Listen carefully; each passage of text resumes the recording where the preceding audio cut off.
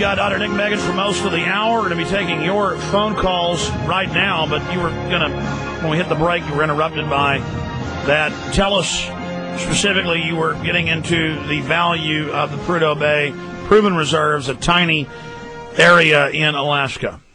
Right. It was. They projected 900 million barrels of oil there, and the auction was $1 billion, basically, just under $1 billion in 1969 when oil was $3 a barrel. Now, here in Alaska, under this federal administration, a lease just took place that they raised $2.5 billion on an oil reserve that's projected to have 10 billion barrels in it. In other words, 10 times as much at a price that is like 40 times higher than it was in 1969, and we only get 2.5 times the money. Now, this is the fuzzy math of the biggest ripoff since the railroad barons, and people don't remember that. You know, they controlled all the corridors, so the farmer beats his brains out. No, they convinced the public. They convinced the public there's no elites, no corruption, and then of course they just totally took over. Yeah, and what they're doing now is this acceleration of the offshore leasing because it's the biggest giveaway in the history of the country. If we did look at these resources differently in terms of how do we maximize their potential so that the public benefits. Here in Alaska, a lot of people don't know this, but because our oil revenue and what it does, we don't have a state income tax. We don't have a state sales tax. In fact, the government pays you to live in Alaska. That's right. In fact, right now our legislature is in special session, and residents that have been here a year at the end of this session are likely going to see a $1,200 check show up for every resident. And, folks, that's how rich this whole country is. And Mexico has triple the resources of the lower 48, but they're one of the poorest in the world because the elites want you poor as a mode to control you. It's in their own handbooks.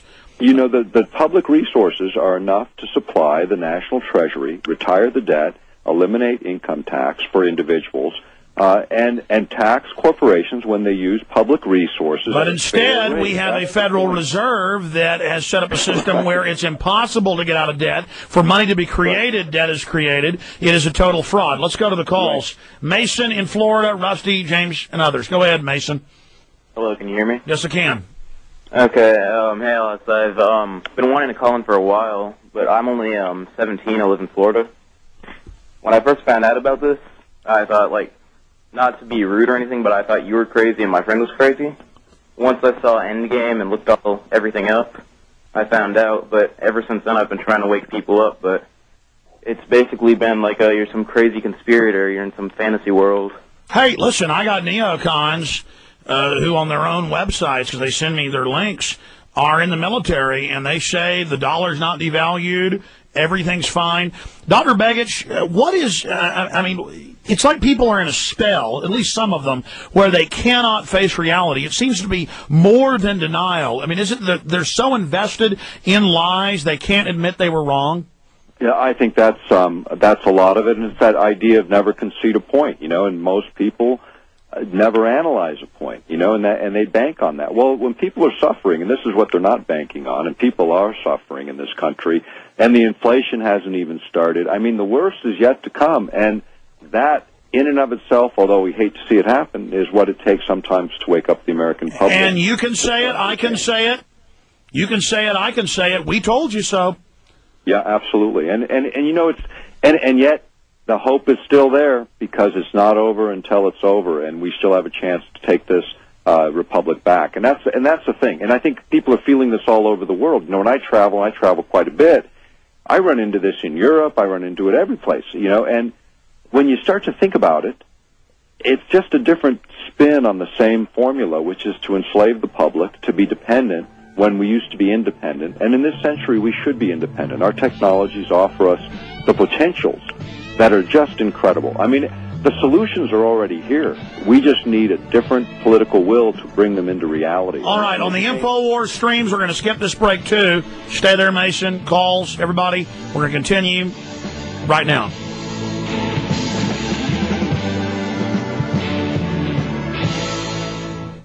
Okay, anything else, Mason? One more thing. I was thinking about buying a rifle. You think I should? Yes. Okay, I was thinking about getting like a semi-automatic AK. Well, I wouldn't call it an AK because your weak-minded neighbors will say he's got an AK, and an AK is a fully automatic and without your federal firearms stamp, you'll be SWAT team rated and they'll call you a terrorist. Plus, you don't want fully auto for self-defense. You want what they call a MAC 90 or whatever the variant term is. Chinese is more inexpensive, but Bulgarian, Russian, Hungarian, that is a good 7.6239, 30 round. I would go with Eastern European and then try to get a few thousand rounds of ammo and then try to get proficient to be able to shoot bullseye at 100 yards. And if you haven't owned guns in your life and weren't trained with a rifle, like a lot of people from Texas and other areas were, you need to go out and take some classes at the local shooting range and treat that gun as an important tool before you start using it on your own. Okay, and one last thing. Once the internet basically gets reordered, I think it's pretty much over. Well, we're not going to let that happen. They've already tried a bunch of these internet attacks, and we've hammered them. I appreciate your call. In fact, your take on that. Dr. Begich, we have a lot of power. We've been affecting change. I think that's true. And, when you go back to other things that have happened where the internet served us and talk radio served us, you go back to when the FDA wanted to regulate everything out of existence back in the 90s again. And people, the biggest response ever, 30,000 letters to the FDA, and they'd never seen anything like it. And, the fact is, as long as information does remain free, we have a fighting chance. But it's not over, I think, until it's really, truly over. And I think we're far from it. Well, the American public is always 2 minutes to midnight. But, boy, that 2 minutes, a lot happens. Exactly. The sleeping giant always 2 minutes to midnight there in sudden death overtime. We don't have a choice, and it's the fighting spirit. It's knowing that we can affect change and that we're not going to give up no matter how bad it gets. That's what allows us to win. And, of course, trusting God, our Creator. Looking at history, just modern time, haven't you in your personal life, I've seen this, but I'm guessing you've seen just people go from calling us kooks to almost everybody agreeing with us? Oh, yeah. And it's, the thing about it is, and you're careful with this as well, you always have the sources, you always have the citations, and eventually the mainstream does catch up. People they hear it, and then they go, oh, wait, now the mainstream's reporting a little bit of this, and then it starts to make sense in the context of the experience that we're all living together. And when the predictions start coming true in terms of how technology gets used, and you made them 10, 12 years ago, the record's clear. And it's not so much I told you so as it's, hey, it isn't over yet. Let's still get in the game, recognize that things that are in front of each of us, we all have a sphere of influence that we can impact. We just need to step into what we can do. Sure. It might be talking to our neighbors. It might be more than that. All right, Dr. Nick Begich, earthpulse.com is our guest. Get his books and videos at Infowars.com. Discounted out of the gates. Hope you'll order them there today. Support both of our works. We can continue onward. We're talking to Rusty here in just a moment, but I want to go back to what the last caller was saying about people laugh at me, they don't want to listen. Well, that may be your circle of friends, but I have found the general public, most people are finally paying attention. And Dr. Begich and myself and others aren't saying, nanny, nanny, boo-boo, you were wrong, we were right.